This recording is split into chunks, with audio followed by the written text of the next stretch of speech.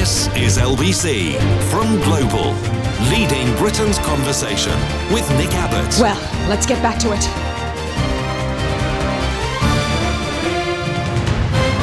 Yeah! Dude! I have the menu from the House of Commons. Somebody emailed it to me today, and I looked it up and down, and oh, wow. So I'll be giving you the recipe of the day at various intervals during the show. This is the members' dining room menu. Now, it's not bang up to date. It's a couple of years old. But it seems like it's a couple of decades old. I mean, when was the last time you were able to order pressed duck leg and caper terrine with celeriac and mustard remoulade and sourdough toast for £4.25? What? £4.25. You've got to be having a laugh, ain't you? Poor little duck. They pressed it. I hope they didn't kill it. Pressed duck leg caper terrine with celeriac and mustard remoulade and a sourdough toast. £4.25. I am stunned. What's I've got several questions. Okay, first of all, what's a remoulade? And I've got a vague idea what a terrine is, and a vague idea that £4.25 is probably about a quarter of what it would cost you and me. Still, it's only money. Hours. Some texts and tweets and various missives from last night. Philip texts, Russia also tried to get Marxist Corbyn elected. Didn't work, though, because of wiser, older voters. Now, you know, a lot of these messages are going to be about things that we were talking about last night that won't make much sense. Well, they won't make any more sense today than they did last night. Russia also tried to get Marxist Corbyn elected. I imagine that I was talking about a certain American... I don't know, which nickname shall I give him today? How about Adolf Hitler? Don't be rude. That guy. They were trying to get him elected, and they were trying to swerve the Brexit, the EU referendum, in their favour, which was us leaving, of course, creating chaos. How's Brexit going, by the way? Oh, fabulous. That's what I thought. Philip texted, Russia is was also trying to get Marxist Corbyn elected. There's absolutely zero evidence of that, Philip. Didn't work, though, says Philip, because of wiser, older voters, of whom he is not one. Paul says, if Russia hadn't been banned from the Eurovision, England would be guaranteed not to come last. What's even more baffling, I think we actually have a good chance of doing really well tomorrow night, because this was yesterday saying this. Please don't call in and tell me. I've got absolutely zero interest. I cannot express in words how uninterested I am in that show. He says, now for the serious bit. Not heard any Tory MP ask for Starmer's resignation since he called their bluff. Funny that. Yeah. Funny peculiar. They've all shut right up about that. In fact, what they're on now is they're on manoeuvres, because they've all been, reading their lines, which this week state that the public is no longer interested in this story. This story is something that something of which the public is not interested. Please move along. It's not even a please, it's an instruction. You will stop asking us impertinent questions about our huge criminality. Soup of the day, £2.71. What? £2.71, soup of the day. Or you could have rosemary salt baked squash panna cotta with almond feta, beer and onion ketchup and parsnip crisps for £4.10. What? £4.10. This is the members' dining room menu from the House of Commons. This probably falls under the Official Secrets Act. I bet it does. I bet it does. I'm going to jail. Rosemary salt baked squash panna cotta with almond feta, beer and onion ketchup and parsnip crisps. They had me at beer. Booze. As for the rest of it, I've got no idea. What's a panna cotta? Almond feta? What's that then? Beer and onion. And parsnip crisps. I'll just pretend that it's not parsnip crisps and just pretend that they came with crisps. £4.10. This is the members' dining room menu from the House of Commons, which I bet is under the Official Secrets Act, because for the very good reason that they don't want you to know how little they pay for food and drink. What I don't have is their wine list. I bet that's eye-openingly cheap. The one time that I went to the House of Commons, that Thursday night, many years ago, it was the most drunk crowd I've ever seen in my life. Actually, I'll go ahead. Because I was going to say I'd ever seen since my student union days, when people would get drunk on cider and go outside and throw up in the roses. In the roses. Dreadful. Awful. But that paled into insignificance compared to the drunkenness that I saw in the House of Commons. They were off their faces. Bodger, what have you got to say about that? Yeah. Wait a minute. Yeah, him too. David texts, the moon is actually moving away from the Earth at about 1 inch per year. Pfft, rubbish. How'd you know that? He says, in the future, millions of years from now, we will no longer get a solar eclipse as we know it, the diamond ring effect. Conversely, in the past, the moon was closer, so it did in fact completely block out the sun during a total eclipse. Yes, David, but I restate my case. Don't you think it is highly suspicious that the moon, at this moment, perfectly blots out the sun with no bleed around, and it doesn't, go wider than the sun? It's a perfect fit. Highly suspicious. Somebody should look into that. You know, like that space hippie off the telly. Oh, it's so amazing. That bloke. Well, this is a bit keen. I'll take this call right now. I wonder what they want. Well, I'll find out momentarily. We'll find out together. Malaga. Hello, Russell. Hi, how are you? Good, thanks. Yeah, very quickly. Sorry, I mean, I live in Spain. We don't actually have any North Sea oil, but the government has just introduced a thing from the 30th of May where you get a 10% discount on petrol. A 10% discount on petrol? Yep. Go on. How about your fuel? How about your fuel bill? It's about €2 a litre. Yep. No. Gas and electricity. How much is your gas and electricity per year going up by, approximately? To the nearest decimal point. Nothing that we notice, Nick. What do you mean nothing? How can that possibly be? Ours is going up. Ours has just gone up by 50%, and the people who are experts, who actually run energy companies, are saying it's going to go up by another £900 at the end of the year. What? Another £900. Nick, we're not seeing it really. We don't dry our clothes on using a machine. We actually wash our clothes cold. But seriously, we're not seeing any increase in power. Well, everybody washes their clothes cold, because of the delicate fabrics. Seriously, every day we get a. Today's going to be expensive between 2 and 3 o'clock, or 4 and 5 o'clock. So we actually get notification when electricity is going to be expensive. So everybody doesn't do anything, and then we wait until it's cheap. Seriously, we're not seeing any of the inflation you're seeing in the UK. We have no oil here. We have a lot of wind. We have quite a lot of solar. Yeah. And the government is giving us a 10% discount on petrol at the pump. So you go there, so you fill your tank with €100 of petrol. Then you get a 10% discount. Yep. And which is almost you pay €90. Yeah, it's almost 10% is about 1 in 9, isn't it? Oh God, don't do maths. Yes, about 1 in 9. I think you'll find that's right. So you're all about wind power. If only we knew more about wind. I know a lot about wind. He knows about wind. Yeah, but seriously, we have a socialist government here. I'm not particularly a socialist, but they just introduced us.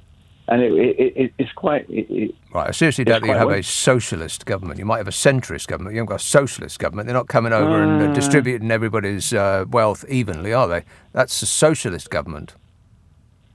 Yeah, but seriously, number one, we're not seeing a massive increase in food. Number two, not seeing a massive increase in gas. And number three, not seeing a massive increase in light or anything. Right, well, it's another Brexit bonus, Russell. Money means nothing to us, and we'd rather spend it on the little things. All right. Seriously, our government has given us a 10%. Yeah, that's what I heard, like 1 in 9. Petrol. I get that. All right, thanks very much. What do you say about that, Nadim? He's got points 1, 2, and 3. And 1. Yes. 2. Yes. 6 million. Oh, way out. Very disappointed.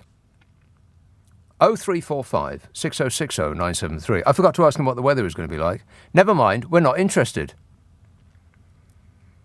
Sue says, every time you say, funny how you always remember right at the end, I have a Pavlovian desire for a 1970s topic. Please stop as I am diabetic, says Stu. Oh, all right then. I mean, no, I won't. This is not a request show. Do I sound like Anne-Marie Minhall, do you? No. Not really.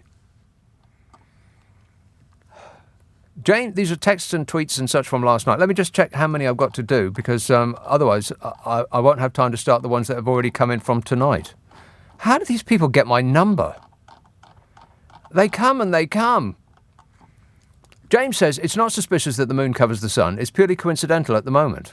The moon is moving further away from the Earth. At one point, it was too near to form a total eclipse. Far in the future, it'll be too far to cover the sun completely. We're just extremely lucky that for the next few 100,000 years we get these incredible eclipses, and it's the only place in the known universe where it happens.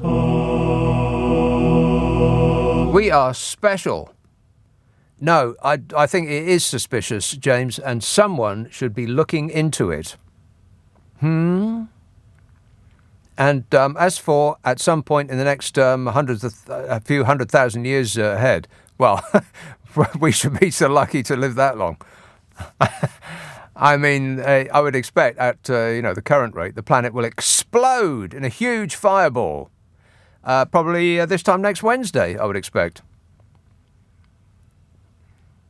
0345 6060 973. Text 84850. Email nick@lbc.co.uk. And if you're on Twitter, it's @LBC. Friday, Saturday, Sunday night at 10. Nick Abbott, LBC. Nick Abbott on LBC. Call 0345 6060 973. Listen to him. He knows everything. James texts, oh no, I've read that. It's not suspicious, says James, which in itself is suspicious. He's trying to throw us off the scent, that whole moon issue. Dominic tweets, the reason that politicians and guests get subsidised drinks in bars within the halls of government is likely for the same reason it happens in my country. They made all government buildings tax exempt. This applies to military bases too, I believe. Yeah, the military, they do get cheap tucker. And I know that because I stayed on a military base when I was a student. I did work experience for one summer, and here comes an assistant. No, it's this one here, that one there. Very, very annoying. I used to just switch this speaker off by hand, and then they put a cover over it, preventing me from doing it. Excellent work. Write down the instructions that are required to carry out the manoeuvres that you've just performed. Oh, it's like a miracle. But I'm not going to mention anything about it on the air because I am a trained professional. Where was I? Oh, yeah, I was on this military base. It was a disused military base called RAF. I'm probably not even supposed to tell you. It was about 30 years ago. And even now, I am subject to the Official Secrets Act. So just put your fingers in your ears and don't listen to anything I'm about to tell you. And it was there was just like me and about 6 other people on this massive base that was it used to be for military types, the RAF, and it was and because it was all the buildings were closed, I was put in the officers' mess, like an important person, and you didn't pay for anything with money. They just kept a tab, which is really dangerous. Everything was free. Hoorah! And then they break the bad news to you at the end of the week, which typically wasn't that bad because they were virtually giving stuff away. I mean, I didn't used to drink much then, but even so, beer in 1980 was pretty cheap anyway. I mean, just pub prices were cheap, but I think if you buy a pint of beer was like about 20p, something like that. 20 pence, Carol. What? Yes. I was actually assigned a Batman, not Batman. We didn't get our own caped crusader. No, a Batman who would do for you. And he was about sort of 60 years old, and I was about 20. So it just seemed too weird. But you were supposed to leave your shoes outside for him, and he would clean them in the morning. But I couldn't bring myself to do that. He would call me sir, whereas I felt I should be calling him sir. So he was there and employed to do for me, but I didn't give him a single thing to do because I couldn't bring myself to do it, which probably irked him somewhat. I am very sorry. I am very sorry that I screwed up. I am so sorry. You just don't know how sorry I am. I am sorry. Here's a call in Surbiton. Hello, Diana. Hello there. Hello there. I only say that to annoy you. What was I going to say? You're on about the MP's meals, right? Yes. I get my meals from an old person centre. Oh, yeah. Right, in Surbiton. Mm-hmm. And I get them delivered. How much do you reckon I have to pay for my meals? Now, is it a 3-course meal? No, it's just one meal. Right, give us an idea of what it is that constitutes a meal. One day will be roast beef. Mm-hmm.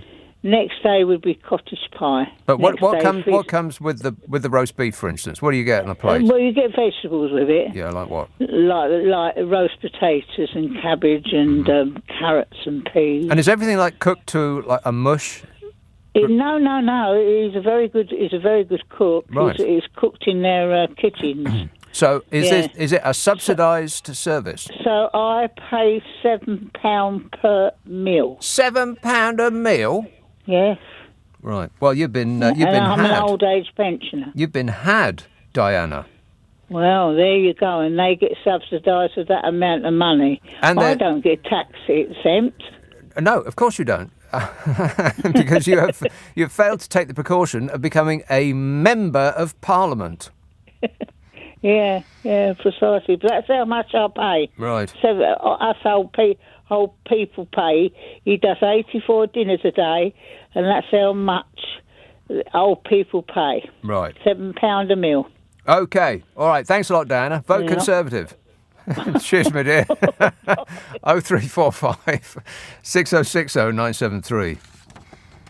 Right, this is the members' dining room menu. Somebody emailed this to me today. Probably a great personal risk to themselves. Because if Priti Patel finds out about this, off to Rwanda with you. Balsamic and thyme honey beetroot tartare. It's a tartare. Bye-bye. A balsamic and thyme honey beetroot tartare with Golden Cross goat's cheese mousse, Granny Smith apple and micro celery. How small is that celery? It's so small it can barely be seen on the plate. Guess what? As is, by the way, the price. £4.10. What? £4.10 for your balsamic and thyme honey beetroot tartare with Golden Cross goat's cheese mousse, Granny Smith apple and micro celery.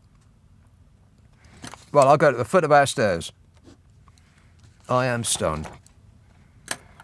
And of course, this doesn't get delivered to you in a plastic dish with a foil top on it, like that nice lady I was just talking to, Diana in Surbiton.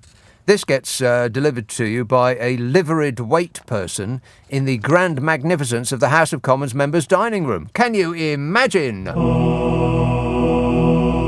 Must be beautiful in there. I bet they're so drunk they're pinging off the walls. That was what it was like when I went there. It was just a perfectly ordinary Thursday evening, and I've never seen drunkenness like it. Old geezers were literally bouncing off the walls. They were so hammered.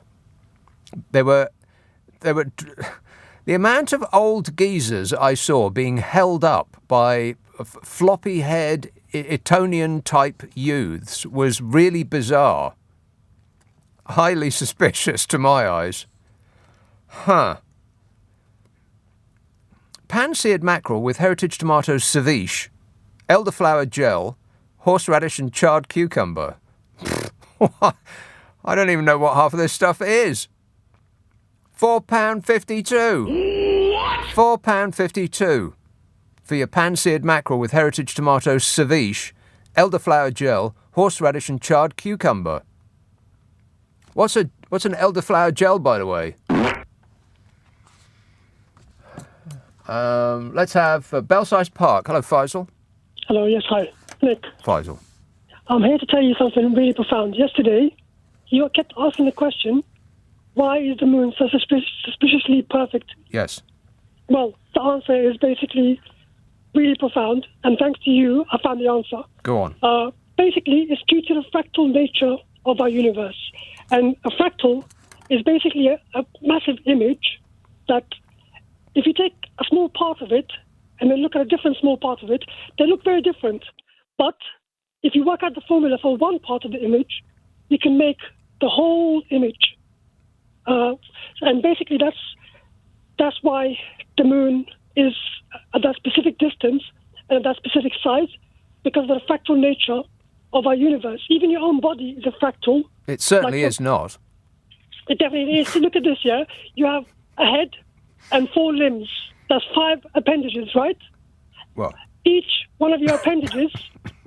yeah, think about it. Five appendages. Yeah, five appendages plus the head, plus my head, yes.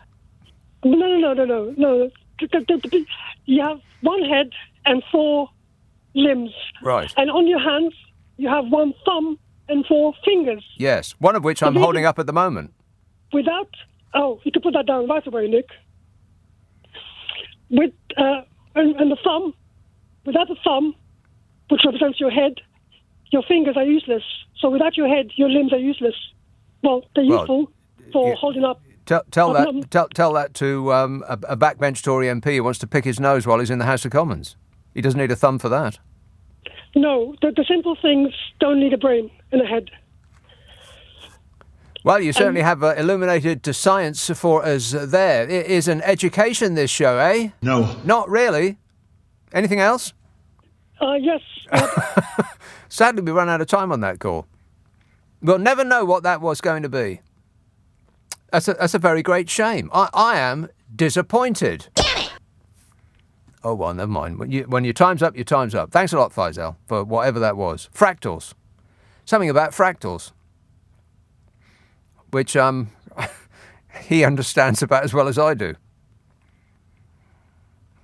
David texts, I think most people didn't vote for Boris. I think they probably voted not to have Corbyn. Well, David, most people didn't vote for Boris, full stop. This stupid system of governance that we have in this country means that with about 46% of the vote. He got 46% of the vote and has 100% of the power. That's how daft our system is. What we actually want is a rainbow coalition of interested parties to represent all of the little people, not leprechauns. In fact, what we get is just one dictator hands the baton over to another dictator. It's just that up to this point, the dictatorships have been relatively benign. You know, relatively speaking. Bodge? Yes. Brenda says, a pickled onion in a 10p carrier bag. LOL. Well, if only I had... These are texts and emails from yesterday. If only I had been listening to this show, I might understand what that text was about. But I don't listen to this show. A pickled onion in a 10p carrier bag. LOL. Wow.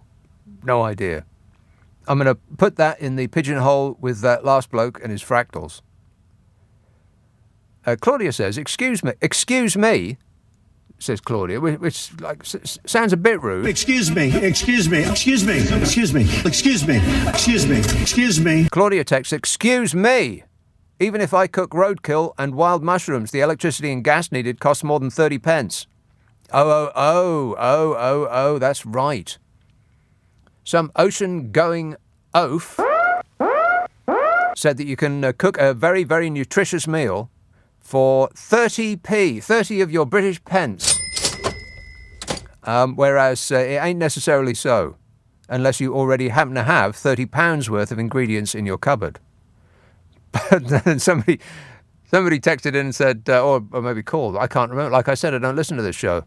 But I heard that somebody mentioned that if you go to a supermarket for 30p's worth of food, they'll charge you 10p for the carrier bag. So now you've only got 20. 20p. A pickled onion in a 10p carrier bag. Sounds like dinner to me. But not if you're dining in the members' dining room of the Houses of Parliament. Traditional prawn cocktail with gem lettuce and brown bread and butter, £3.25. What? £3.25? Got to be having a laugh. I mean, and keep in mind where it is. It's not just in one of, if not the most magnificent buildings in the land. And the surroundings cost millions and hundreds of, in fact, billions of pounds. It's a dining room with a history equal to or better than any other dining room in the whole country. You've got hot and cold running servants. But it's also the location. Right smack bang in the middle of a fashionable London town. £3.25 for a prawn cocktail.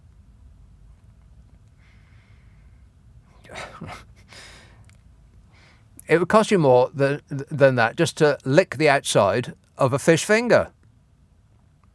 £3.25.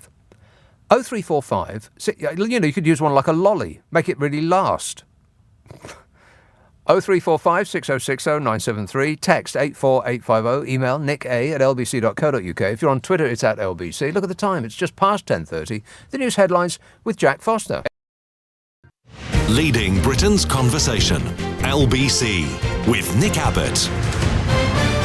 You've got a good, your mind is a little bit, three-dimensional. Let's take this three-dimensional call in Oxford from Oliver. Oliver.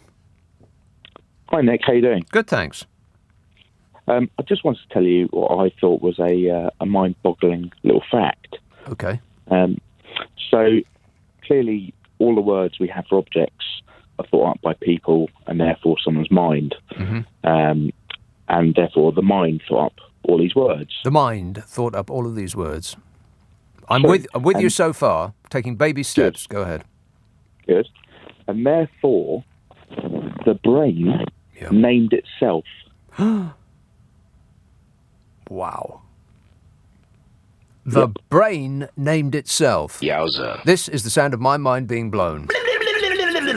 I am sitting here stunned. Good. Well, I thought you'd like it, so I'm pleased you have. Okay. Excellent work, that man. 0345 6060 973. Thanks very much, Oliver. You've delighted us enough. Joan texts, Jacob Rees-Mogg will be furious with Lee Anderson. He's the bloke that said that you can cook a hearty, delicious meal for 30p. Jacob Rees-Mogg will be furious with Lee Anderson as Minister for Efficiency. He's a Minister for Efficiency.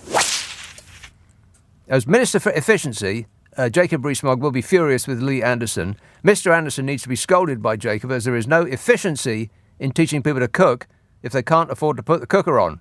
Well, that's just a fact. Thanks, Joan. Ian said, I love it when all the pen pushers work from home. There's less traffic and public transport is less crowded. Correct, Amundo. That's right. Work from home. And Bodger Johnson was given pretty much the entirety of the Daily Mail online today. I didn't see the physical paper. Was it in the physical paper today, or is that going to be tomorrow? The big reveal tomorrow. About 83 pages of Bodger Johnson just blathering on. And most of it was about working from home, which is their the new wing of the war on woke. Oh, Struth, we're going to be hearing so much of this. Working from home doesn't work, Boris Johnson declared today. Well, working from his home certainly doesn't seem to work for him, the most famous work-from-home person in the land. The Prime Minister says full workplaces will lift productivity and revive town and city centres. Well, they won't necessarily lift productivity at all. I mean, we have among the worst productivity levels in any advanced economy. And that's been the case for years before anyone even coined the term work from home. We are famous for our low productivity levels in this country. So you could actually conclude that working in the office doesn't work for this country. Otherwise, we'd have enjoyed a better level of productivity by now. In fact, in the 10 years to 2020, the level of productivity in this country had a worse slowdown than at any time since the start of the Industrial Revolution 259 years ago. What? Yep. That's an actual fact. The 10 years to 2020, the level of productivity in this country had a worse slowdown than at any time since the start of the Industrial Revolution 259 years ago. And those were the 10 years, by the way, under the Conservative government. So we can actually conclude that working under a Conservative government doesn't work. Correct. Taking a swipe out at the out-of-office culture that has taken hold across Whitehall, Bodge said, "My experience of working from home is you spend an awful lot of time making another cup of coffee and then, getting up, walking very slowly to the fridge, hacking off a small piece of cheese, then walking very slowly back to your laptop and then forgetting what it was you're doing." And I am stunned that I am about to say this, but I believe Boris Johnson. I do believe that he would spend an awful lot of time making another cup of coffee and then, getting up, walking very slowly to the fridge, hacking off a small piece of cheese and then walking very slowly back to his laptop and forgetting what it was he was doing. I totally believe that that's what he would do. Apart from the small amount of cheese bit, I think we know he wouldn't hack off a small amount of cheese. He claims staff are more productive, more energetic, more full of ideas when surrounded by colleagues. He said, "I believe in the workplace environment." Well, round at his place, staff are more energetic and full of refreshment. Booze. That's true. As for ideas, well, their heads would be spinning. Does that count? He said, "I think it will help to drive up productivity. It will help get our city centres moving in the weekdays, and it will be good for mass transit. And a lot of businesses that have been having a tough time will benefit from that." And there it is. That's why you will have to get up 2 hours before you start work to cram onto a train you've spent £6,000 on a season ticket for, but still can't find a seat, and arrive exhausted at the office for the benefit of mass transit and sandwich shops. And I'm sure that this is a complete coincidence, but it would also be good for those who hold commercial property in their portfolios, which I would bet every stitch of clothing that I am wearing right now includes not a few Conservative MPs and quite a lot of Tory donors. It's all about their money, honey. For the benefit of the planet and the benefit of the workers and the benefit of the businesses that are local to where those workers live, people should resist this pushback to the bad old days. I mean, what possible use is it for, say, call centre workers to be in one place, far from home? What water cooler chats will they have that unlock great hidden business truths and spark some genius development in the industry? They answer the phone and read a script off a screen, for crying out loud. Let them do it at home. The increasingly hostile attitude of the government is not about productivity. It's about maintaining a system that benefits the owners of the means of production, those that own commercial property, and it's about maintaining the culture wars that will be the basis of their campaign for the next general election. I mean, if you work in the creative industries, then yes, I get it. You can spark off people. If you're writing comedy scripts, then it's probably beneficial to be sitting around a table with the other people that are doing it. Or if you're in advertising or the media. But not if you're fielding complaints for an insurance company or whatever it might be. But the increasingly hostile attitude is not about productivity. It's about the next general election. And here's the opposite of what the regime is saying. Actual evidence rather than learned sound bites to get people angry at civil servants. There's several studies over the past few years that show that productivity while working remotely from home is better than working in an office setting.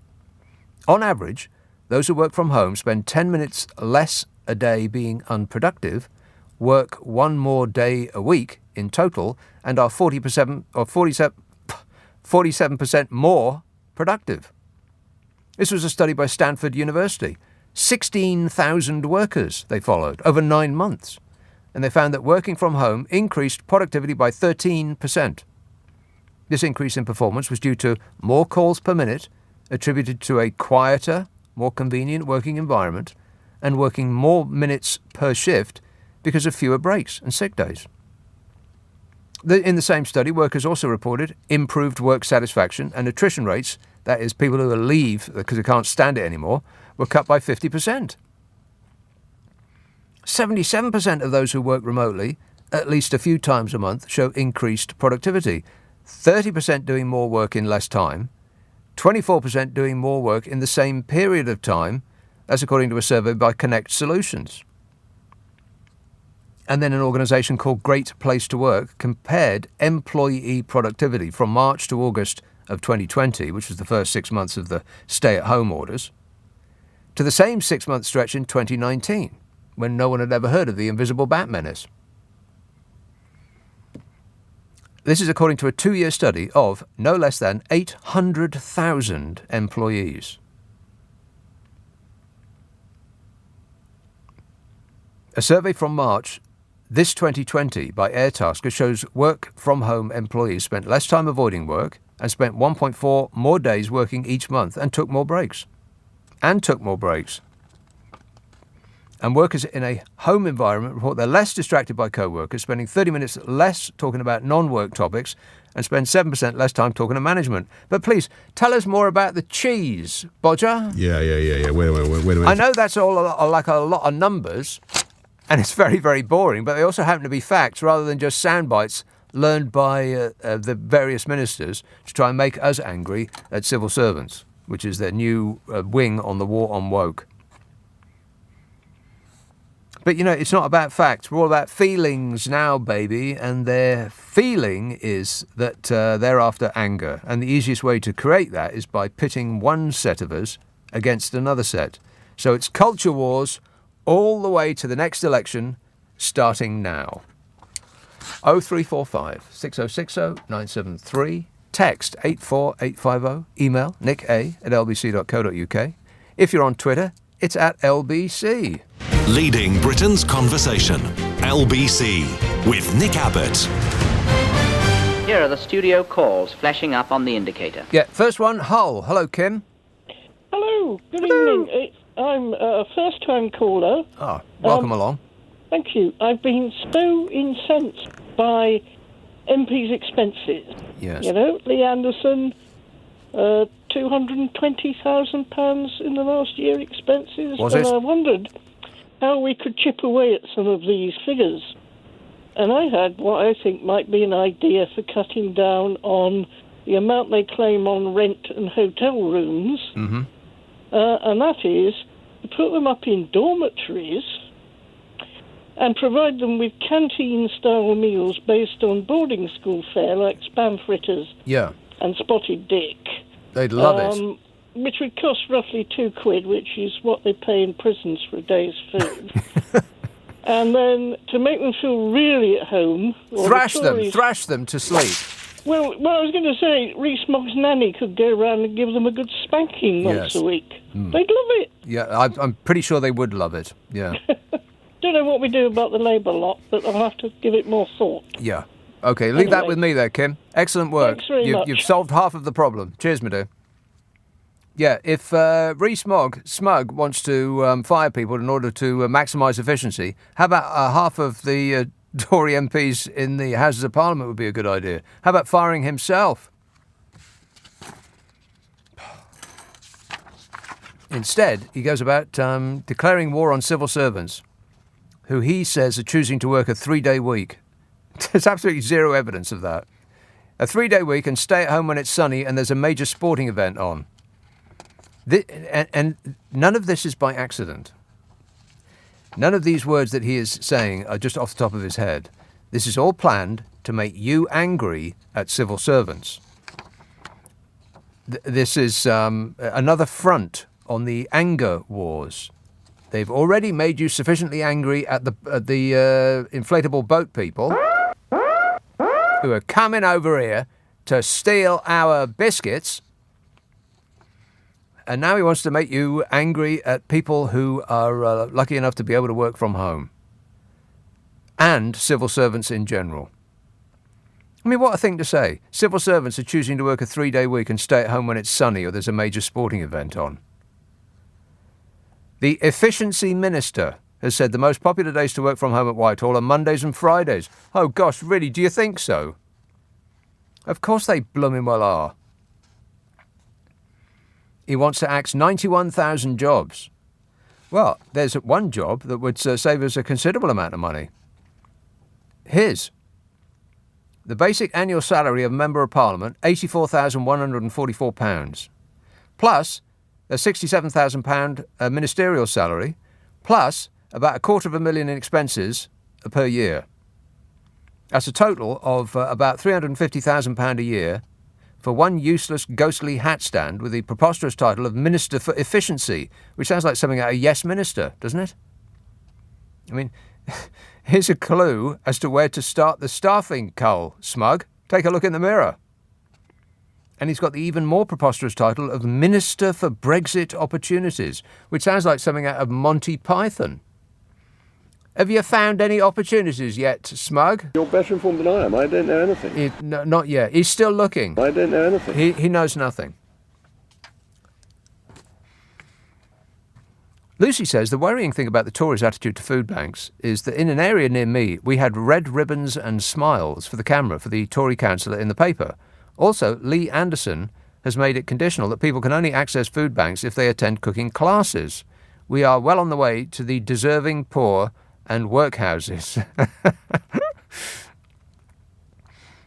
Well, yeah. I mean, I'm not supporting him or agreeing with him in any way, shape or form, but when this topic does come up, as I was saying yesterday, there is a certain lack of education about how to cook, which does seem incredible to me, because every other show on the telly that's not about people buying up some grotty house and painting it magnolia, it's about cooking.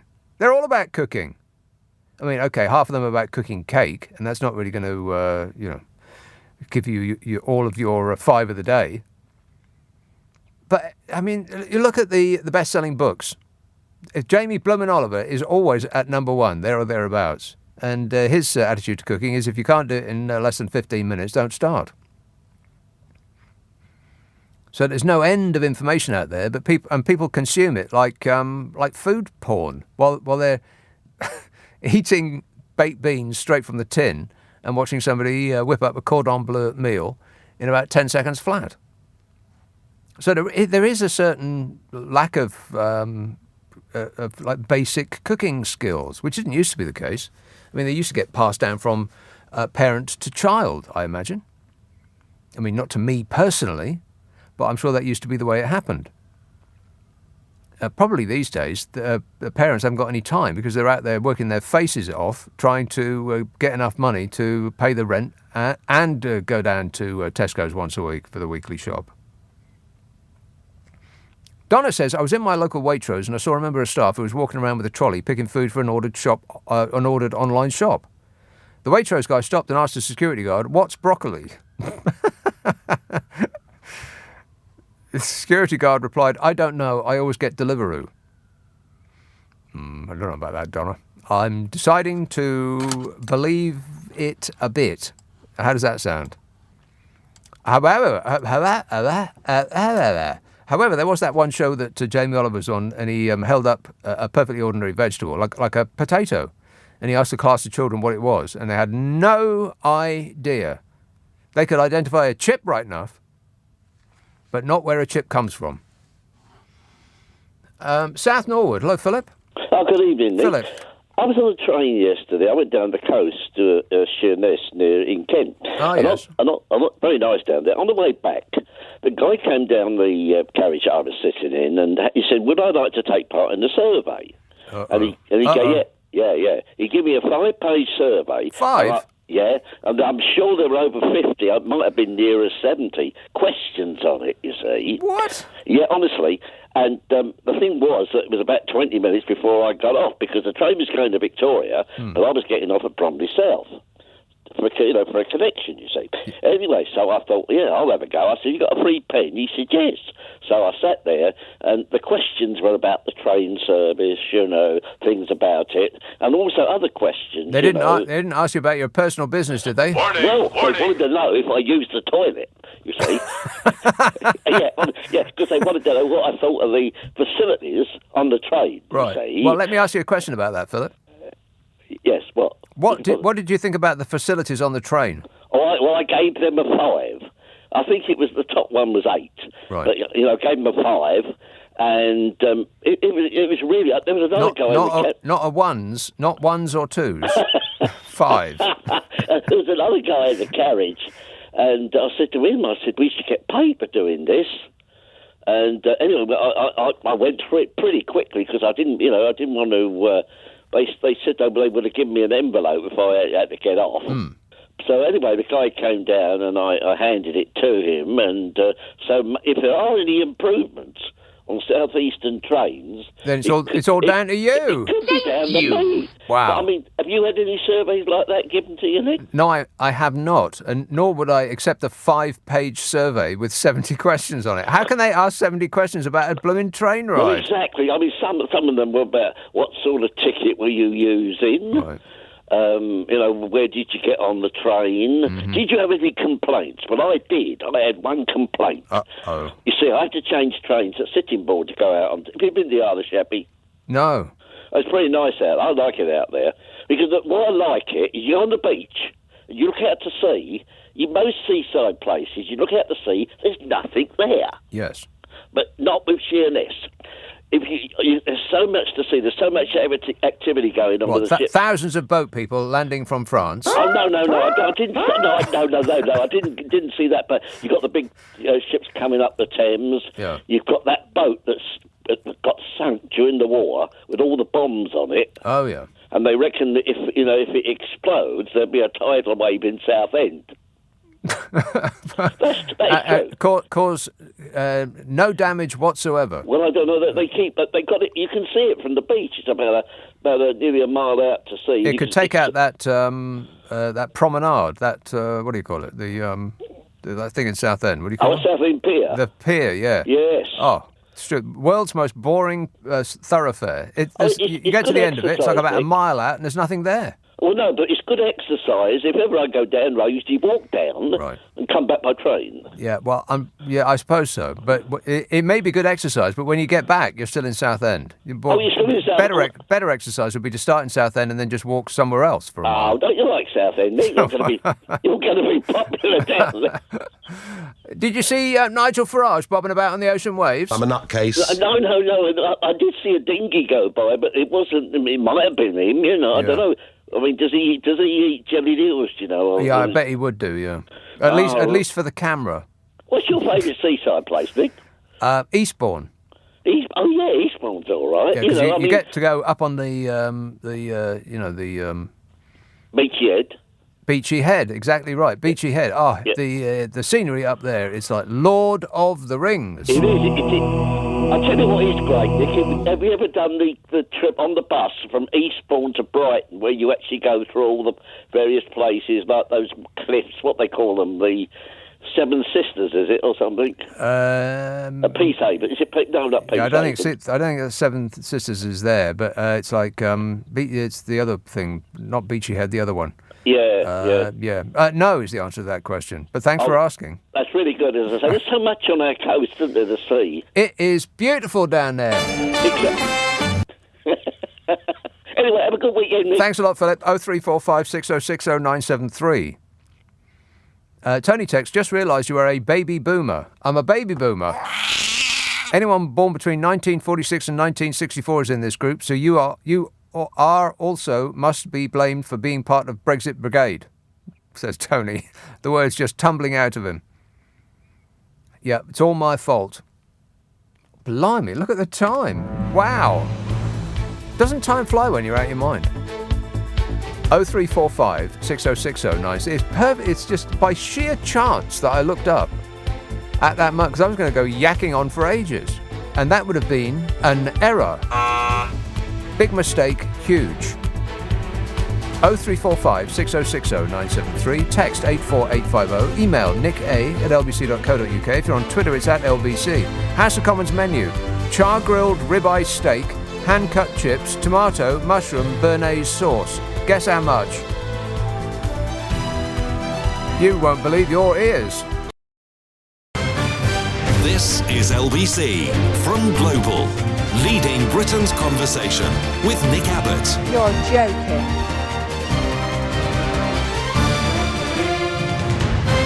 Hang about, Nick. Listen. Now, what I'm trying to say to you is this, Nick, right? Char-grilled ribeye steak with hand-cut chips, tomato, mushroom, béarnaise sauce.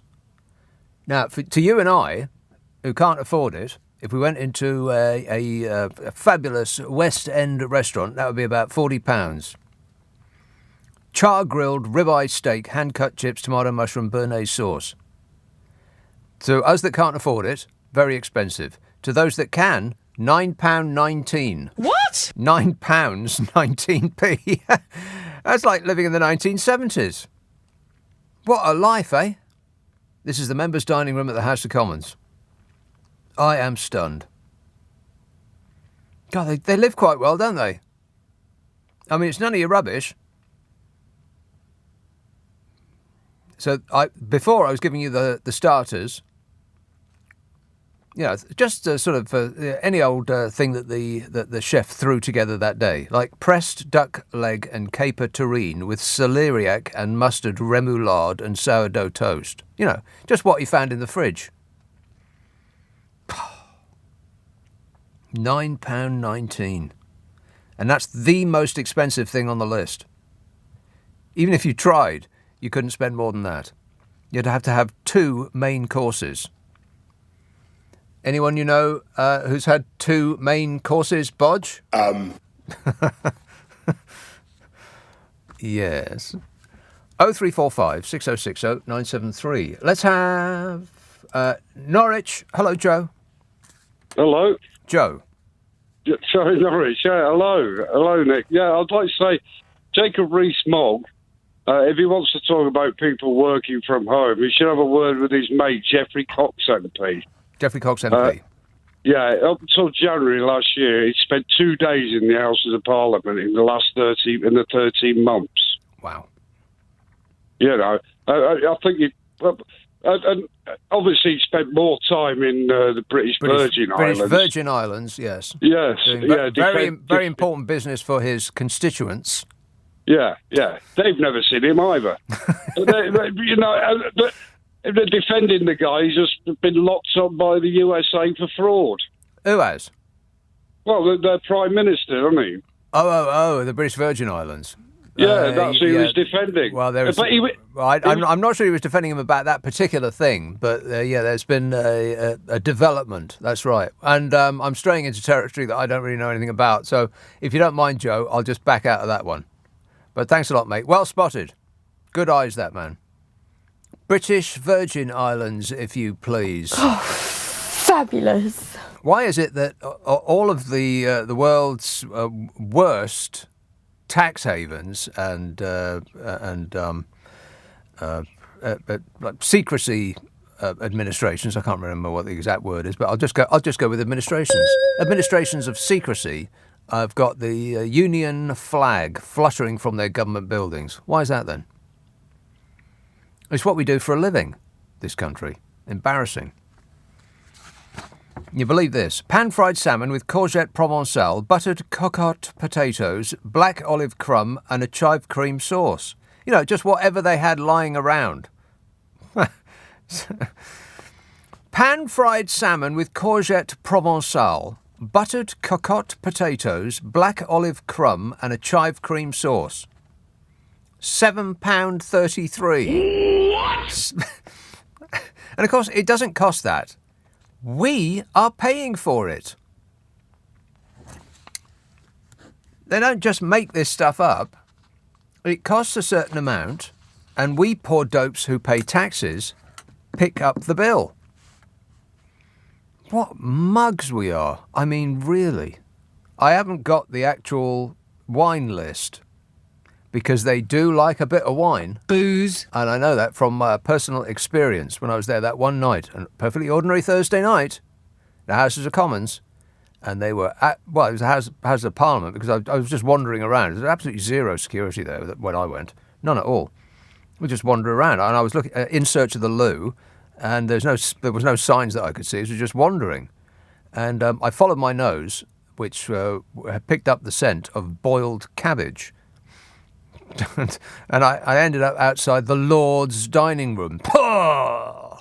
You just follow the sound of people going, Pah! So much drunkenness, I was stunned. I could not believe it. Bouncing off the walls, they were. Old geezers being held up by suspiciously young, floppy-haired youths. Truly bizarre. What on earth was going on there?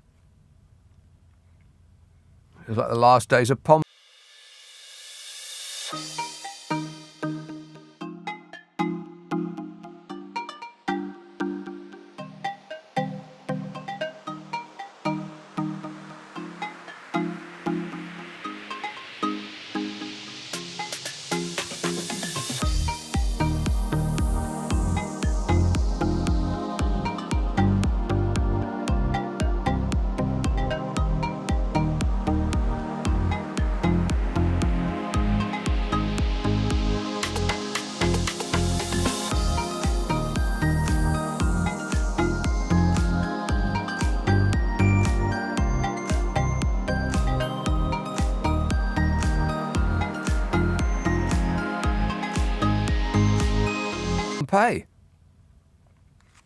Tim says, in 1980 I hitched across the USA, and when I arrived in Chicago I decided to go to the theatre to see a show, which happened to be The Elephant Man, the only one I could get tickets for. Imagine my surprise when John Merrick turned out to be being played by the one and only David Bowie. I'm not sure he offered to help de-rig the theatre company, though, after the show, says Tim, in relation to something that we heard last night. David Bowie! Rock and roll! Yeah. Jane says, a 30p meal can be okay. Boiled egg, no toast, anyone? Well, that is right. I mean, I often have that exact meal, a boiled egg. It's amazing how much it fills you up. And it does you good, too. And you don't have to kill a chicken to get one. Usually. Unless they get really attached to it, and then you've got to kill them to get it off them. But that doesn't happen very often. But it happens. But not often. But it does happen. But not often. Forest Hill. Hello, Hugh. Hello, Nick. Hugh. Yeah, you're still talking about trains and Southeast surveys. Sure, why not? I was on a train once going down to see my eldest son. He lives in West Malling, and you have to get a train from Bromley South. And I needed the toilet because I'm diabetic. And there wasn't a single toilet on the train open or unlocked. Nobody in them. They weren't engaged. They were locked externally. Locked for your convenience. Or inconvenience. So anyway, when we get to the other end, I have to cross the footbridge from the down platform and the other side, and you have to go through the ladies' waiting room to get to the toilets. Now, wait a minute. Wait. The ladies' waiting room? The ladies' waiting room. When did you need the loo? In the 1960s? Since when has there been a ladies' waiting room? Well, it was. This one was marked ladies' waiting room. Okay. They never took the old sign down, I don't think. Right. But anyway, I missed it because I was going out through the exit and I ended up peeing in the hedge outside. And that's quite some miss. Well, exactly. I mean, it's terrible, really. And they should have brought the signs up to date. So when the survey came, I filled the survey in. I think I gave them 0 minus out of everything. Right. What a system. Another dissatisfied customer. You could say that. Right. The trains in general are pretty good. I'll say that. And it was on time. Yeah. Well, they're okay. I mean... They're better now they haven't got many people in them. Let's put it like that. There weren't many people, no. Yeah. Almost completely uninfested with people. All right. The fares down there are quite expensive, but I had an old people's ticket that was too blooming much. reduced. Right. Yeah. Okay, thanks a lot, Hugh.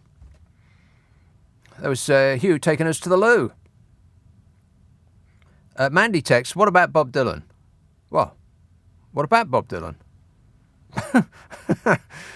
I'm still on yesterday's messages. How many more have I got? Oh, blimey. And then today, I've got all of those to get through. I'll never get through them. Brian says saucepans are expensive. Well, that's just a fact. The expensive ones are. That much is true.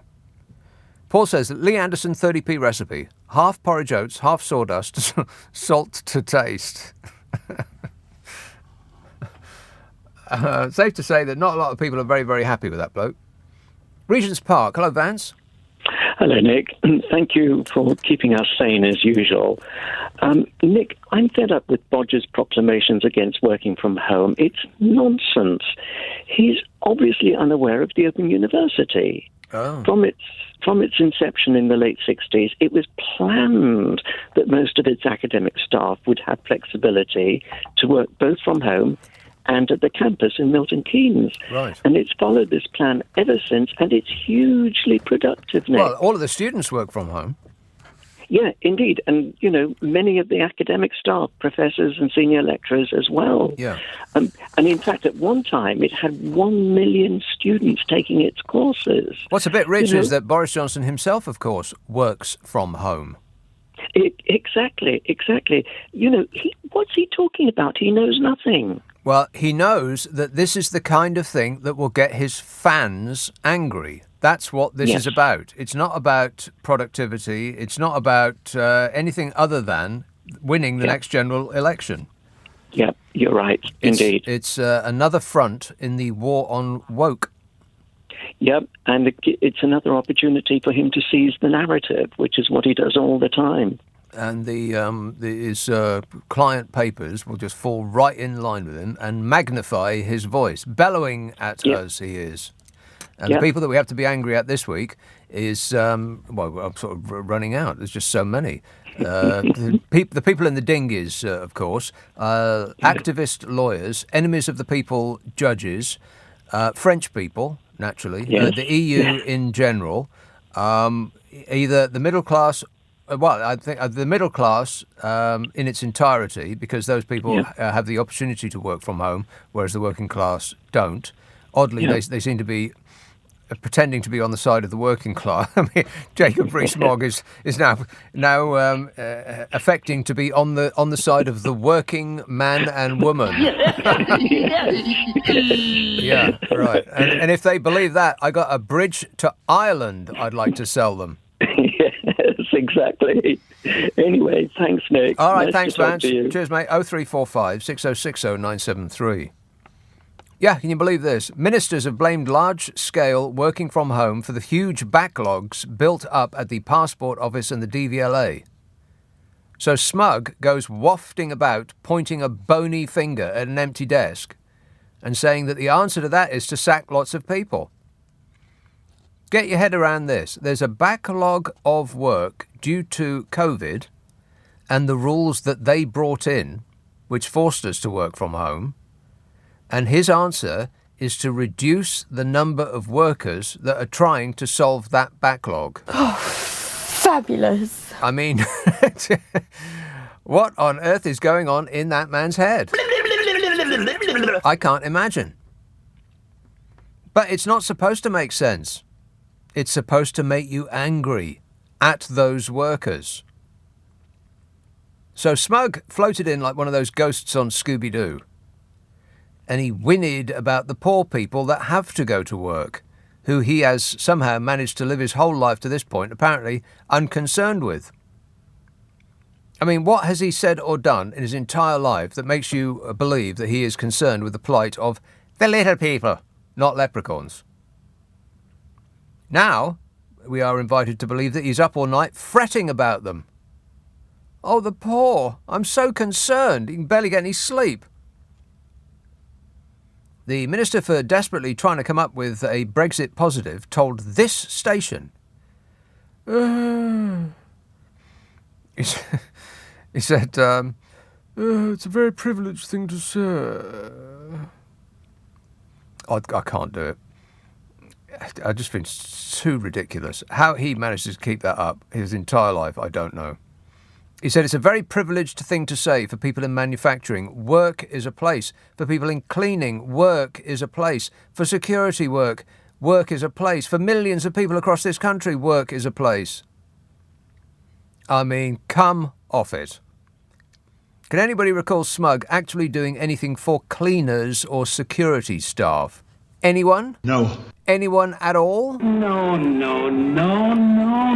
But now it's the little people what concerns him the most. He's all heart. So here is the new wing on the war on woke. Working class versus the middle class. I mean, the Tories must have gone through the numbers and concluded that, when it comes to a general election, the middle class will still support them because they own their own homes, they make a decent living, they'll want to protect that with the party that's for the rich.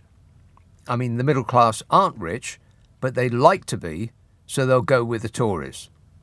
This must be what the Tories are thinking. So the Conservatives feel that they've got those votes in the bag.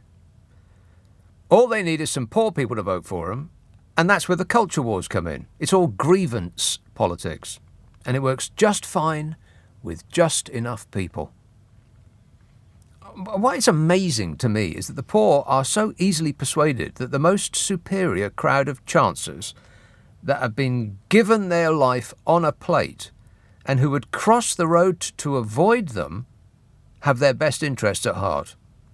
That Alexander de Pfeffel Johnson and Jacob Rees-Mogg are actually interested in the plight of the poor. Precisely what in the last 12 years of Tory rule has led you to believe that? But, anger and hatred surpass those feelings of doubt that they might have, hence the talk of lefty lawyers and the dinghy spotting and the constant never-ending fight with the EU and telling us that we are no longer interested in their criminality and they ignoring the rules that they set for us and the constant gaslighting. But don't take my word for it. Boris Johnson has laid all this out for us. He's told us what the plan is. It came out in 2006. It was on a TV show called Book Talk. Quite famous clip now. In that video, Boris Johnson said, and I quote, "I've got a brilliant new strategy, which is to make so many gaffes that nobody knows which one to concentrate on. They cease to be newsworthy. You completely out-general the media in that way, and they despair. You shell them. You pepper the media. You've got to pepper their positions with so many gaffes that they're confused. It's like a helicopter throwing out chaff, and then you steal on quietly and drop your depth charges wherever you want to drop them." Or in other words, what would Donald Trump do? Oh, shut up! Exactly.